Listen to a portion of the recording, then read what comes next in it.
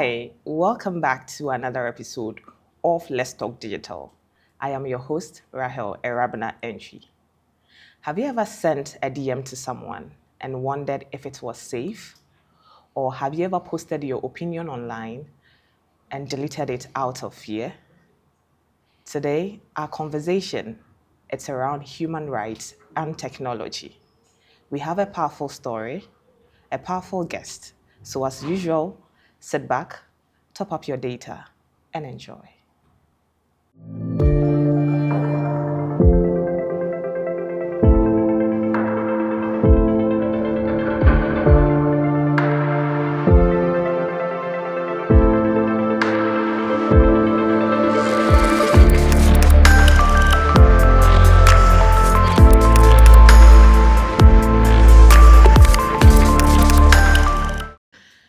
Reynolds thought he had found a friend online. For 6 months, they exchanged messages on Facebook, sharing stories, laughing, and even talking about dreams. It felt real. But the trust he built turned into a trap. When they finally met, Reynolds was lured to a school building, surrounded, and attacked. The boy he thought he knew pointed at him and said, "This is the gay guy. This is the gay guy I've been chatting with." What followed wasn't just physical harm, it was betrayal, humiliation, and digital abuse that started with a simple friend request. Selorm's story was different, but just as disturbing. His video calling out poor road conditions in his town went viral.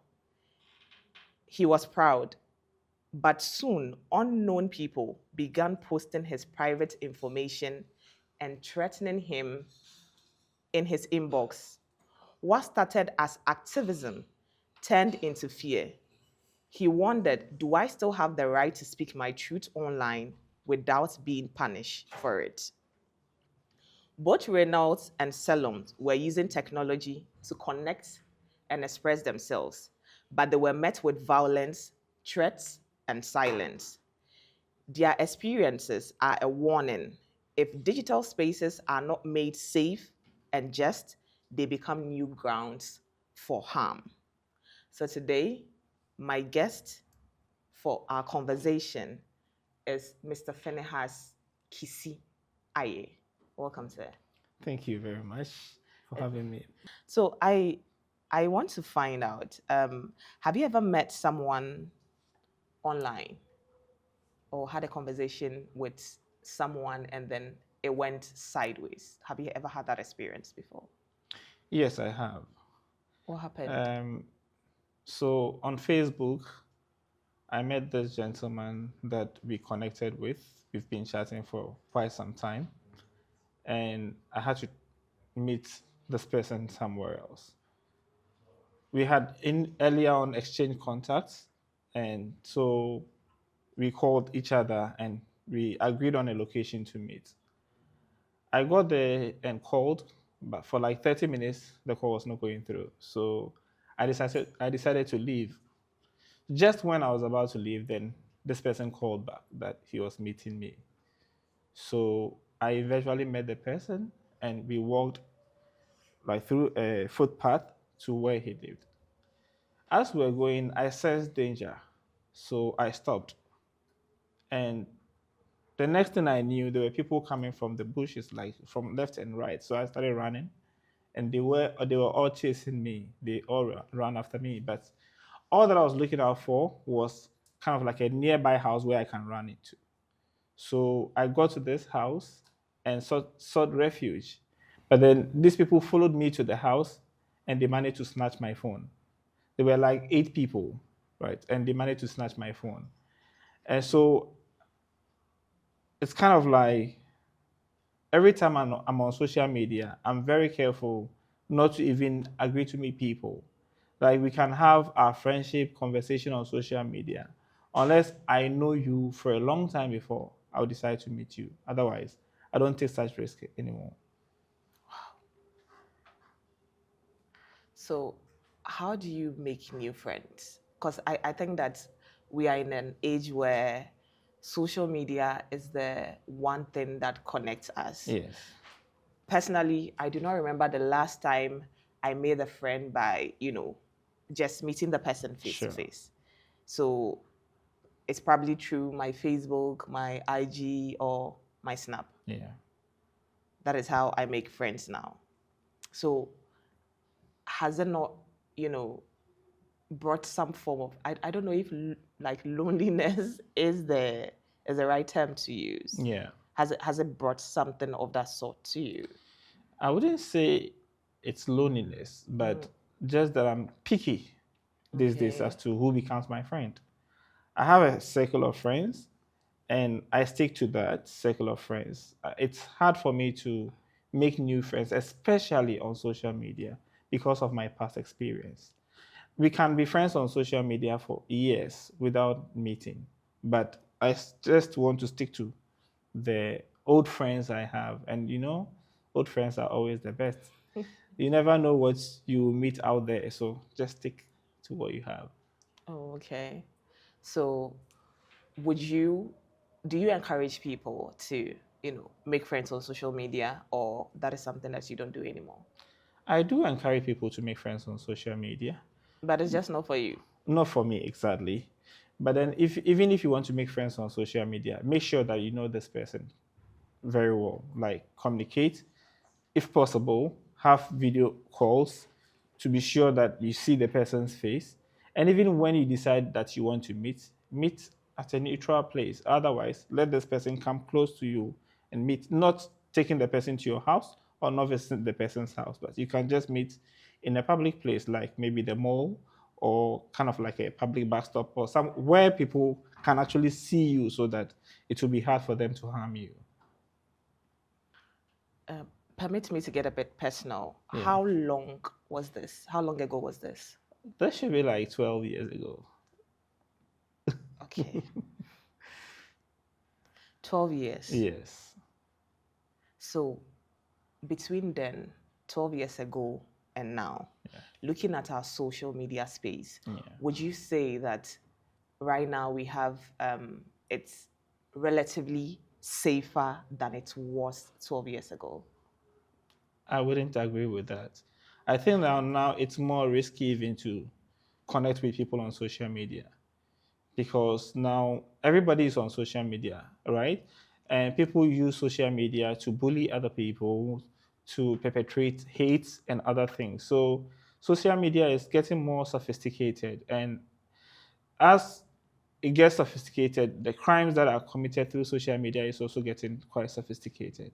So people who use social media today must also acquire more knowledge to be able to navigate this space.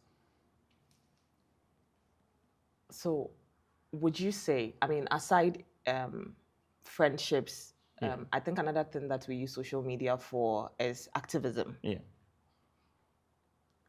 So would you say that, okay, so social media is not safe for personal connections based on your experience, Yes. which I believe is the experience of a lot more people. Yeah. But is it safe for activists, people that are looking for reforms to certain issues in the country? Would you say it's safe for activists? It depends on your capacity. The reason why I say depends on your capacity is that if you live in a compound house or with your parents and you'd have to take trotro to your house or to work and people will see you every time, then you know that you are in for trouble because usually things go viral these days and you'll be seen everywhere. And if people are not happy with your activism or whatever issue you are promoting, people can easily attack you, even in person, not necessarily even on social media. But like your daily life, people can actually track you and harm you. So I would advise that, of course, social media is a very powerful tool that is a very good tool to be used for activism. But then once you venture into using social media for activism, make sure that you have the capacity to be able to survive if there's a backlash. So for instance, if you live in a compound house, before you know, it might get to your landlord or landlady, and before you know, you are being ejected from your house.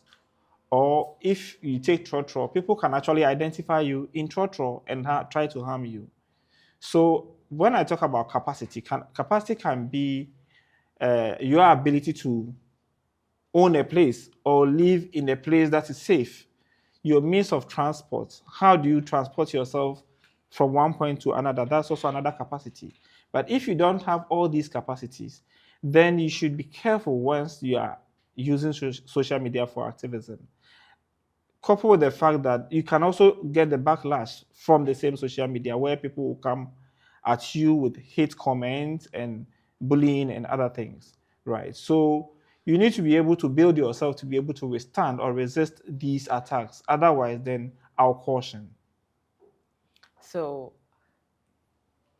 so what I'm getting is that you feel like based on how social media space is, there are certain things that you need to have in place before you can be an activist. So like activism is no longer for the regular person. It is, but then you should know the risk and prepare yourself. If you will be able to stand the risk, then of course, why not? You can go for it. Or would you also say that it depends on what you're advocating for? Exactly. That also matters a lot.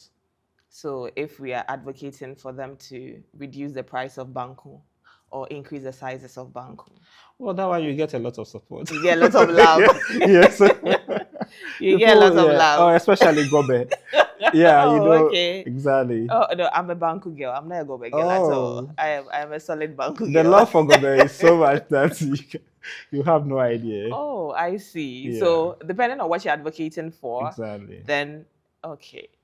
But so at this point, what do we need to do as people that want to, go into activism? Like, what should be the checklist, especially for issues that are not very popular? Yeah. What should be the checklist that you need to go through to be able to do your advocacy? Okay.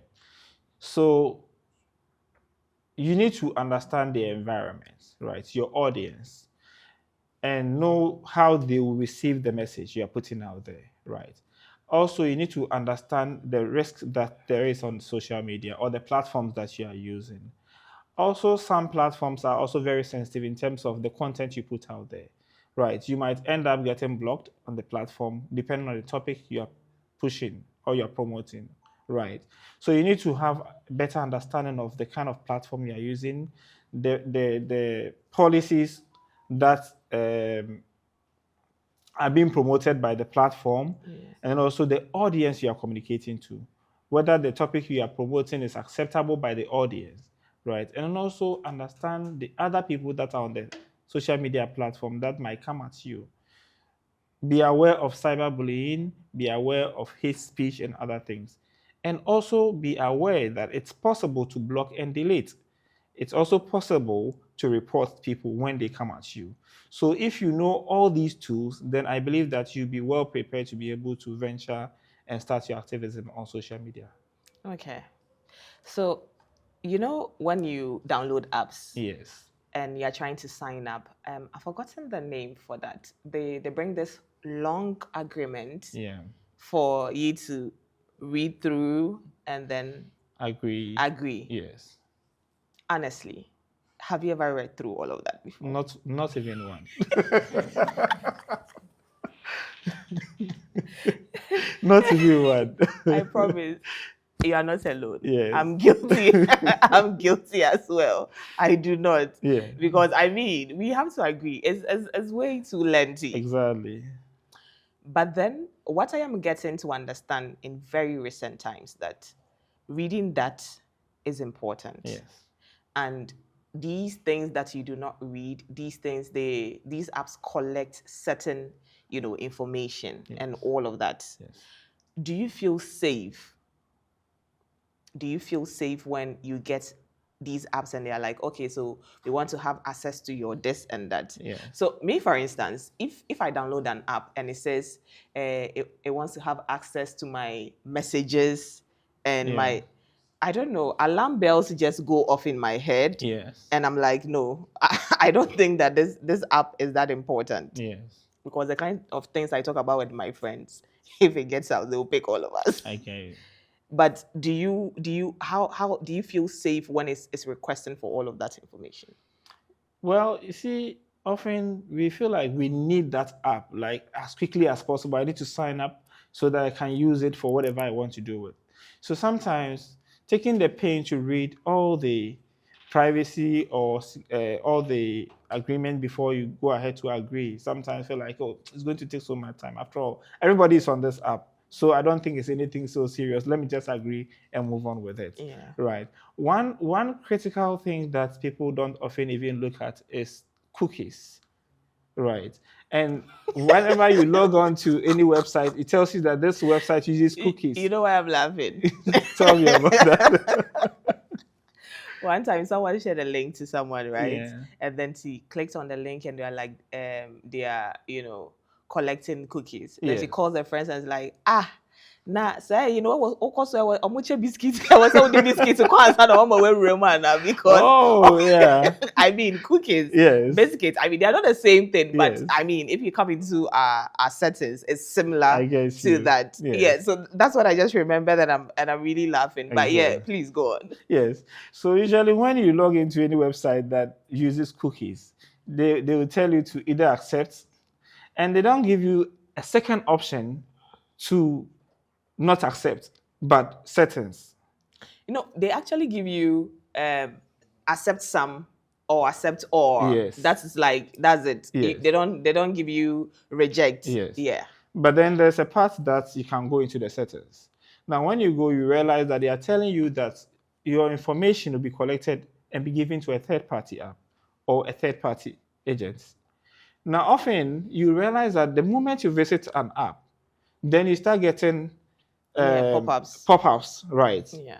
And it's from one different app to another different app. So you realize that immediately that app you logged onto has collected your data and has given it to another app. And usually my understanding is that sometimes some of this information is even sold, right? And we are so ignorant that because we also feel like we are using the apps for free, so we just want to use it and we log in and we give all this information that is used and give into other entities or apps. So it's one thing that we also need to be very careful as to what we sign on to and what kind of information is taken from us. It's very serious. Yeah, I mean, are we really even using the apps for free? Well, you see, because we have paid apps, so the ones that are not paid apps, we feel like they are free. Even though data. Yes, yes, that is true. But again, even some of these apps also get payment from even the data that we buy, right? But in our minds, we have our data already. We've bought our data, and what do we want to use it for? To access the internet, to access other platforms. So we feel like once we're able to access these platforms without necessarily paying any extra money for it, we feel like it's a free app. That's the thinking around it. Yeah, because I don't think data is very expensive. It is, yeah. Have you seen data prices? And it's not like we are even getting like some very fast connectivity or anything, but the prices are so absurd. It is. It's crazy. Yeah. And sometimes I wonder, even for those of us who earn income, we complain about cost of data. So I wonder sometimes those who are not working, like students and other unemployed people, how are they able to even afford data? Because sometimes you see they are always on social media. So that is where we come in, the employed people versus the unemployed people. We pay for it, right? We pay for it. I mean, I have a younger sister. I pay her data bill. She's a student. I guess you. So that's where we, the employed people, come in. So it's like we are paying twice because you have to buy for yourself, buy for family members, and then buy for people that you are close to. And that is so much. That's true. I think that we don't really sit down to calculate how much we put into data. It is true. If you start tracking your expenses and you see your data charge, I did it 1 month and I saw the data, I stopped. Why? I would have lost my mind. I could not believe that was how much I was spending on data, yeah. like in a month. It was too much for me. The truth was very ugly. So Yeah. I stopped tracking the data bit. And it's true. I mean, most of us don't really track Oh, data, no, no. especially if you don't even buy it in bulk, like you buy it in pieces. One Then, cedi kakra, three yeah, cedi kakra, yeah, 5 cedi kakra. that's it. And now we need a special offer. You see that one? Yeah. The special offer is like the favorite. Yeah. Today made day like this. I think I received a message from MTN saying that, oh, you can get this amount of gig for this particular price, which is not usual. So that is what a lot of people check. So I want to find out if you could make like one rule or solution to make the internet safe for people, especially young people, because they are the ones susceptible to all of this. Like they are the majority end users. Yeah. So if we could make the internet safe for them, what would you do? What would you recommend? Well, so for young people, we would need to categorize, because we also have very young people who are also accessing the internet, and there are certain control measures that are put in place. So for instance, if a parent buys tablet for their kids, there are certain apps that you can use to control how far the kids can go on the apps or even on the device. So I believe that these policies are very important so that the use of social media can be regulated. Also, there must be easy access to reporting mechanisms. And for instance, if you look at the Commission for Human Rights and Administrative Justice, they have the Shraj online reporting system where people can easily go on the internet or use a short code to report issues. We also have the cybercrime unit of the police service that's also able to. I think this information must be available even on these apps, right? And also availability of information on how people can navigate these apps, right? If all these are available, and before people even go on social media or go on any digital platform, they are aware of things that they can use to protect themselves from other people, or from hate crime, or from bullying and other things. I think it will be helpful for social media to be safe. So information is very key, and people need to get access to this information that will help them to be able to stay safe, report abuses, and report cases that they encounter on social media. Okay. Aside English, which other language can you read in? I can read Chi. Asante Chi and Ekuapem Chi. Ekwapim Chi. Okay. And then which other language again? It's Chi. Me, English and Chi. I can read Fanti. I can read Ekwapim Chi. Okay. So I'm asking Yes. because usually when we talk about information, Yes. accessibility comes into play. Yes. But then also, I think that the one part where we sidestep is the inclusivity. Yes. Whether we like it or not, it's not everybody that can read English. Of course. But then also, when it comes to the local language, if a person is not able to read English, the likelihood of them not being able to read their local dialect is high. Yeah. So in that situation, what do we do to ensure that these people, if they have access to smartphones, what do we do to ensure that they are using it the right way, they are able to navigate it so that they do not get into trouble? Okay. So this brings me to also being more innovative. So we can deploy voice prompts where, for instance, in local languages where people understand, they can use that voice prompt to be able to understand what the information is. I think that would be very helpful so that people that are not able to read or write or understand certain languages, they can use that voice prompt. Like when you are calling MTN or any of the telcos, they have options for different languages. So press 1 to listen to Chi. Then I press my 1 and listen to my Chi. Then I understand what next I'm supposed to do on this app. I think that can help. Okay. So I'm back to the whole activism with social media again. Yeah.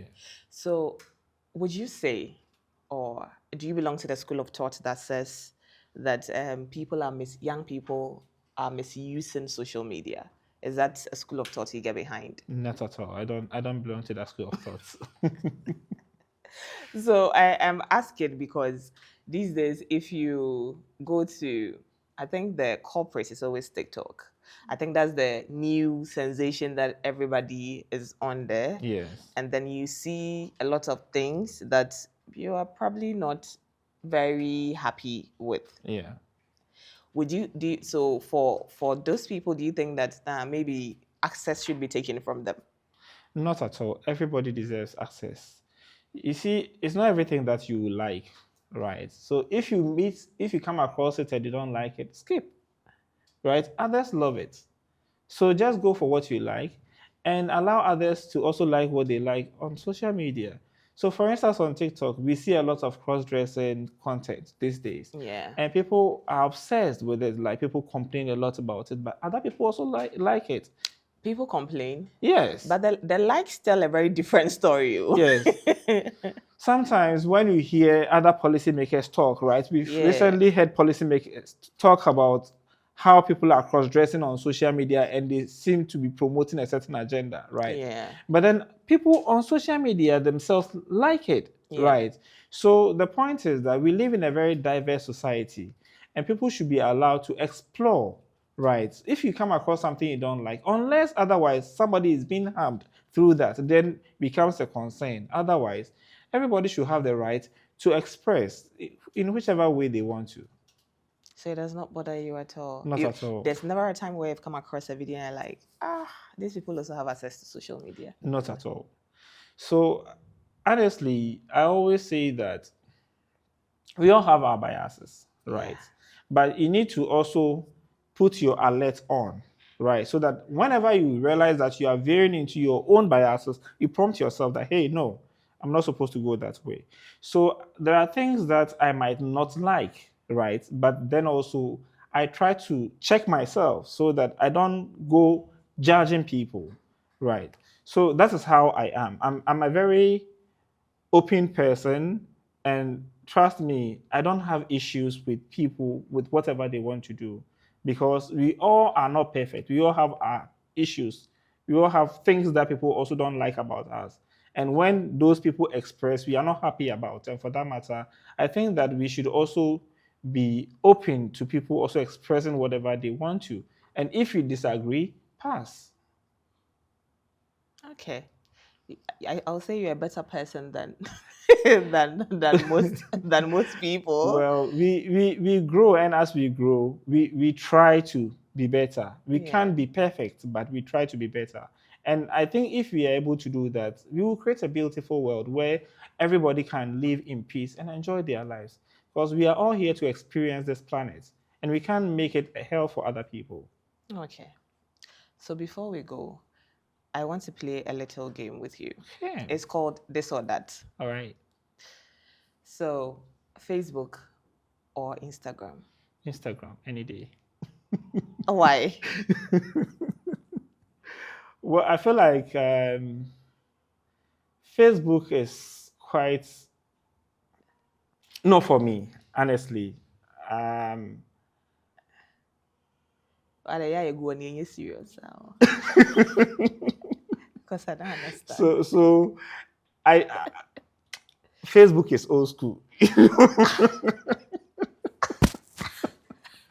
You know, but I tend to love Instagram because the things that I see there, like the engagement, the connection, is much more than Facebook. I No, feel like. so let me ask this. Yes. I'm not going to say how old are you, but are you millennial or Gen Z? I'm millennial. And I'll see Facebook here, old school. No? Yes. Wow. Yeah. Okay, fine. TikTok or Instagram? It's quite dicey, because it depends on what you want. I think I shuffle between these two, right? But Instagram is for engagement. TikTok is for the moments where you are bored and want to kind of like see some funny things like videos and other things. If you ask me to choose between these two, I'll go for Instagram. Well, a solid Instagram man. Yes. What what do you do there? Because you are giving Instagram a lot of PR. Yeah. Okay, fine. So Instagram or YouTube? Well, you really try to put me in a tight corner. But yeah, I mean, YouTube is very important. I'm able to do a lot of things on YouTube, If I were to be a content creator, then I'll go for YouTube. But the fact that I'm not a content creator and I only go there to consume content, I'll come back to my Instagram. Wow. Yeah. Okay. This one is going to be a big one. Okay. iOS or Android? iOS. It's obvious, right? It's the Android phone is somewhere. Oh. I'm for phone into volume. Not at all. I mean, we all have preference. Yeah, but seriously, why? Yeah. Seriously, why? I think the safety features on iOS is much better. Okay. Yes. So for you, it's the safety features. Yes. Okay. It's not any other thing. It's not a classes Not at thing. all. Not at it's all. It's the safety features for you. Yes. Okay, this is the first time I'm hearing someone explain it like this. Because usually when you ask someone iOS or Android, they go into how the cameras are and the class associated with it. Yeah. I've never really thought about it in the safety feature way. Yeah. So this is truly enlightening. Okay. Google or ChatGPT?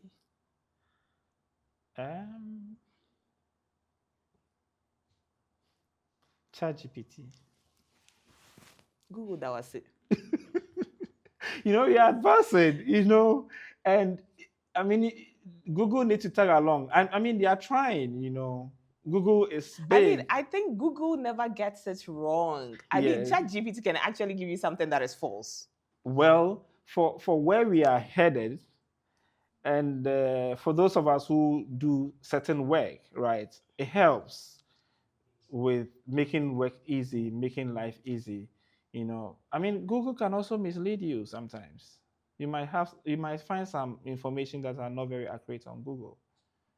Yeah, but then again, Google gives you like different sources. Google actually like cites like very different sources as compared to ChatGPT. For ChatGPT, you actually have to prompt it to cite sources for you. Exactly. But Google, if you try to Google a word, it brings up, or something, it brings up a lot of things for you so that you can make your pick from it.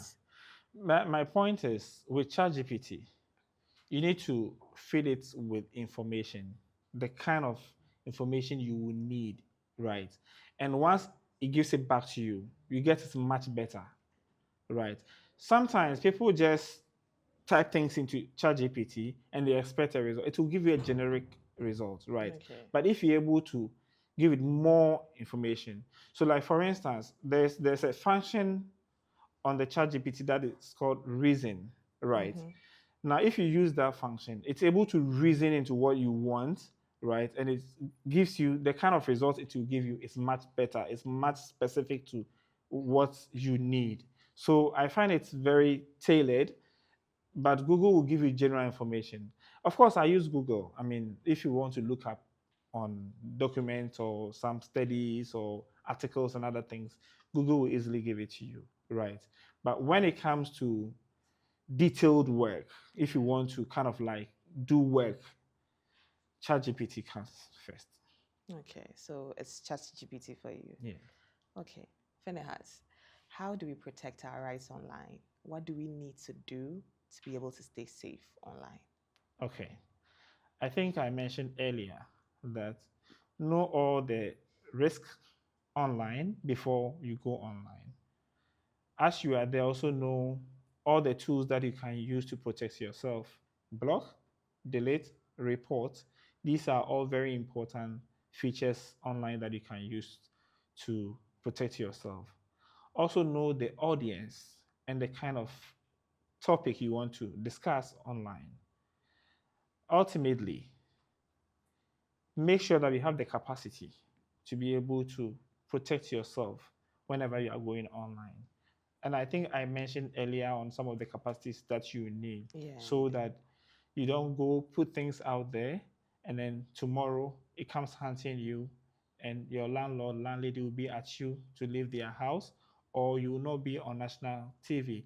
Because often we think that this is social media, but today social media is linked to mainstream media. And before you know, content from social media is on mainstream media, right? So we need to understand all these things. And also, on your own device, make sure that you are using um, safety features like password protection, protecting your data. And one thing I always talk about is customize. Depending on what you want to do, customize an account. Don't use your personal social media platform for everything else. If you want to do advocacy, you can create an account for advocacy. So customize that account for your advocacy, not your regular account that you use to communicate with your friends or network. So every time, try to customize and know when and what to use for what you want to do on social media. Okay. So we have systems, right? Yes. We have systems in place. Do you think that to ensure that our rights are protected online, do you think that these systems work? Well, currently you need to trigger these systems before they work for you, and they can take some time because Ghana, we are also now developing data technology, so we don't have all the capacity, we don't have all the tools. So the laws are there, and that is one thing that we are very good at as a country. We are good at making laws and policies, but the implementation becomes an issue. Okay. Right. So we don't have all the resources to be able to protect the rights of people on social media. I, for one, was bullied on social media. I had to go to the police and back and forth before we got the person to actually even delete whatever the person posted on social media. It had gone far, like a week before that was done, right? There are organizations that have linked with uh, platforms like WhatsApp that they're able to write to them and report, um, uh, for instance, maybe content or anything that has been posted about people, right? But it takes time, right? So it's always important to take caution. But when it happens, I think there are mechanisms in place to address these things, but just that they take time and you might need resources to be able to do this, or you might need to know people who have the capacity to be able to support you before you're able to address these issues. 12 years ago, did you get help? I didn't. I was too shy to talk about it. So I didn't even seek help. And I think for many people, that is the case.